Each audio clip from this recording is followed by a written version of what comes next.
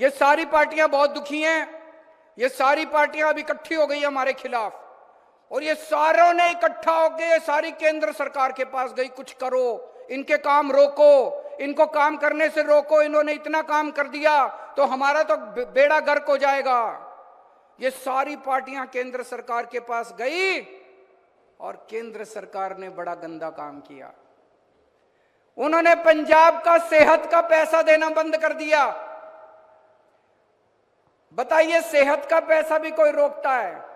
सेहत का पैसा करना बंद कर दिया। मान साहब ने जगह जगह मोहल्ला क्लिनिक खुलवा दिए, कहते तुम पैसे रोको, मैं और जनता के लिए सुविधा करूंगा और सुविधा करूंगा। उन्होंने सड़कों का पैसा रोक दिया। मंडी के अंदर किसान आते हैं अपना माल बेचने के लिए, 5,500 करोड़ रुपए सड़क बनाने का पैसा रोक दिया।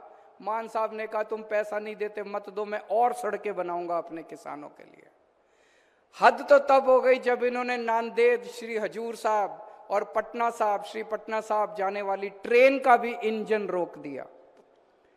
उन्होंने ट्रेन देनी बंद कर दी। परसों चिट्ठी आई है केंद्र सरकार की कि हम आपको मत्था टेकने के लिए ट्रेन नहीं देंगे, मत्था टेकने जाने के लिए ट्रेन नहीं देंगे। कल रात को मान साहब मेरे से जिक्र कर रहे थे, बहुत दुखी थे कि हमारे लोगों को, पंजाब के लोगों को किस तरह से केंद्र सरकार दुखी कर रही है। बताइए,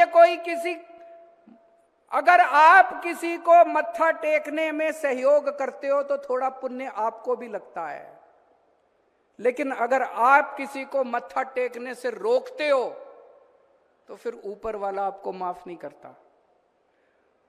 तो मान साहब कह रहे थे मैं कुछ दिन सोचता हूं, इसका तरीका निकालेंगे, आपको नांदेड़ हजूर साहब और श्री हजूर साहब और श्री पटना साहब तो लेके जाएंगे, इसका कुछ ना कुछ तो तरीका निकालेंगे, इनके मंसूबे पूरे नहीं होने देंगे।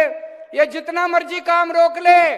दिल्ली में भी इन्होंने हमारे खूब काम रोकने की कोशिश की, कभी मोहल्ला क्लिनिक रोके, कभी सड़कें रोकी, कभी सीसीटीवी कैमरे।